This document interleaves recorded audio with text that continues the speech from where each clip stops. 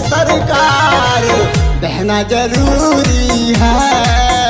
अब भारत में अब शासन बदलना है 24 में। सब जनता की है ये पुकार, बसपा की बन जाए सरकार, बहना जरूरी है।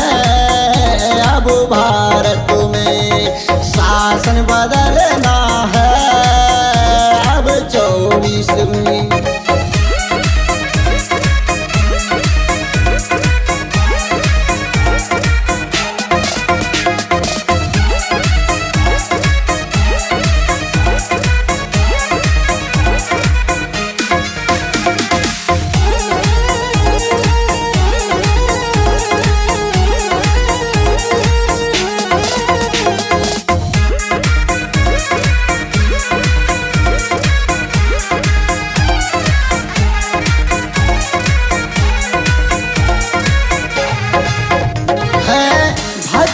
बन कर आए सबने लूट लूट कर खाया, शोषण मुक्त न कर पाए भारत को नरक बनाया।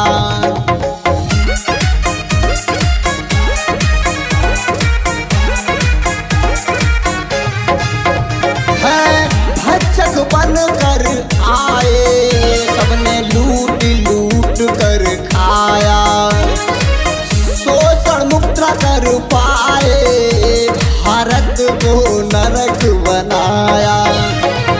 पग पग पर हैं कष्ट सहे, पग पग पर हैं कष्ट सहे, रहना जरूरी है अब भारत में।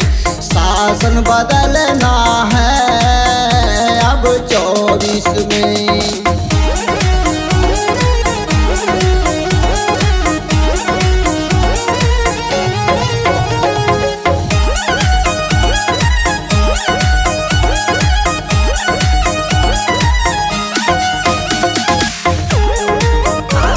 सबको जाना, सबको पहचाना, लेकिन यहाँ पर आकर लोगों ने काम अपना किया।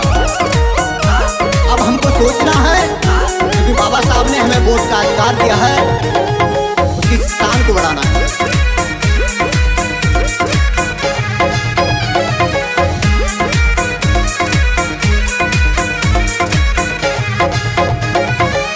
बीएसपी के नीले झंडे की शरण में आओ, धोखा ना खाएंगे, हाथी वाला बटन दबाओ।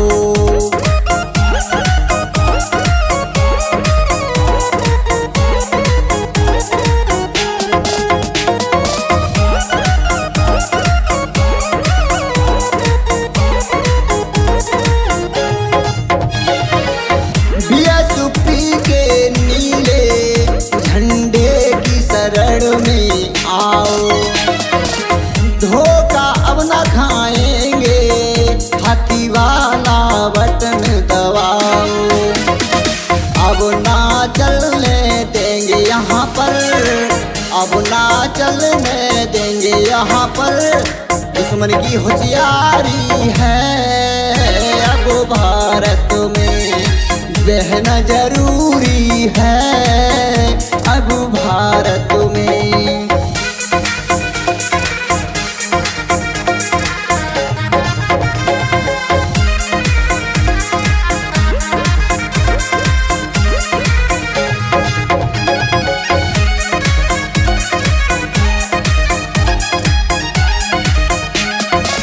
ये आवाज आप श्रवण कर रहे हैं गंगाराम बौद्ध, मानपुर नगरिया, कासगंज, उत्तर प्रदेश। हमारा संपर्क सूत्र है 70 17 64 36। बढ़ती बेरोजगारी फसल किसानों की गायों से खिलाई,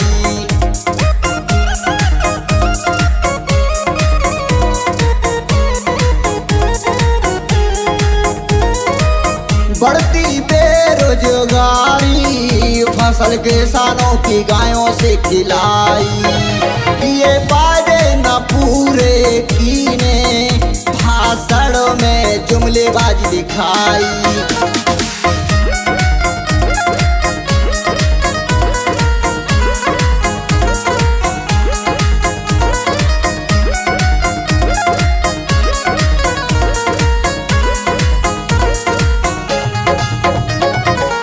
बढ़ती बेरोजगारी, फसल किसानों की गायों से खिलाई। ये वादे न पूरे कीने, भाषणों में जुमले।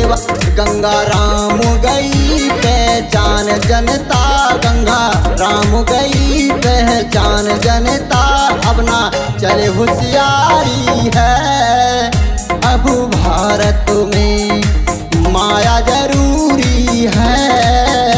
अब भारत में बहना जरूरी है।